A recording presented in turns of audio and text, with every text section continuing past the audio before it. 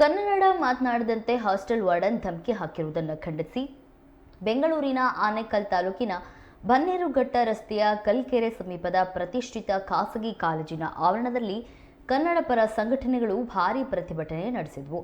ಪರಿಣಾಮವಾಗಿ engineering college ವಿದ್ಯಾರ್ಥಿಗಳು ಇಂದು ನಡೆಯಬೇಕಿದ್ದ ಇಂಟರ್ನಲ್ ಪರೀಕ್ಷೆ ಮುಂದೂಡಿಕೆಯಾಗಿದೆ.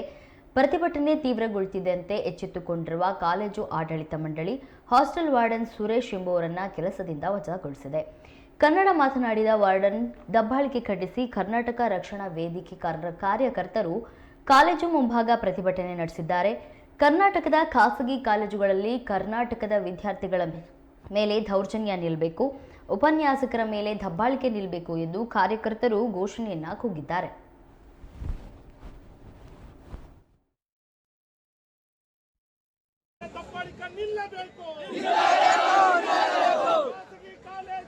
ಕನ್ನಡದ ಉಪನ್ಯಾಸಕರ ಮೇಲೆ ನಡೆಯುತ್ತಿರುವ ದಬ್ಬಾಳಿಕೆ ನಿಲ್ಲಲೇಬೇಕು. ಕನ್ನಡಿಗ ವಿದ್ಯಾರ್ಥಿಗಳನ್ನ ತುಳಿಯುತ್ತಿರುವ ಖಾಸಗಿ ಕಾಲೇಜುಗಳಿಗೆ ಧಿಕ್ಕಾರ. ಓಣಂ ಮಾಡೋದಕ್ಕೆ, ದುರ್ಗಾದೋಡ್ ಮಾಡೋದಕ್ಕೆ ಎಲ್ಲದಕ್ಕೆ ಅವಕಾಶ ಕೊಟ್ಟು ಕನ್ನಡ ರಾಜ್ಯೋತ್ಸವ ಮಾಡೋದಕ್ಕೆ ಅವಕಾಶ ಕೊಡ್ತಾ ಇರ್ತಕ್ಕಂಥ ಕನ್ನಡ ದ್ರೋಹಿಗಳಿಗೆ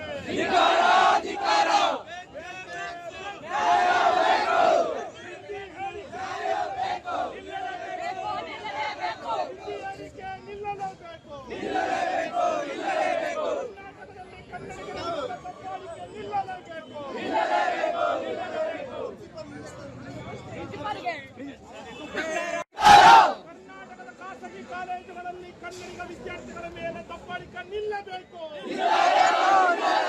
ಖಾಸಗಿ ಕಾಲೇಜುಗಳಲ್ಲಿ ಕನ್ನಡದ ಉಪನ್ಯಾಸಕರ ಮೇಲೆ ನಡೆಯುತ್ತಿರುವ ದಬ್ಬಾಳಿಕೆ ನಿಲ್ಲಲೇಬೇಕು.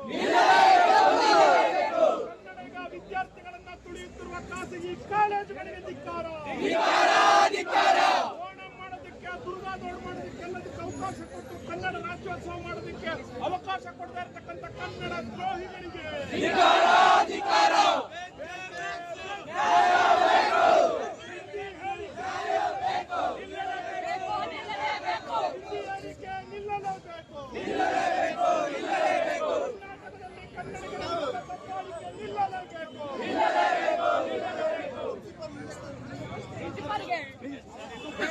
ಕರ್ನಾಟಕದ ಖಾಸಗಿ ಕಾಲೇಜುಗಳಲ್ಲಿ ಕನ್ನಡಿಗ ವಿದ್ಯಾರ್ಥಿಗಳ ಮೇಲೆ ದಬ್ಬಾಳಿಕೆ ನಿಲ್ಲಬೇಕು.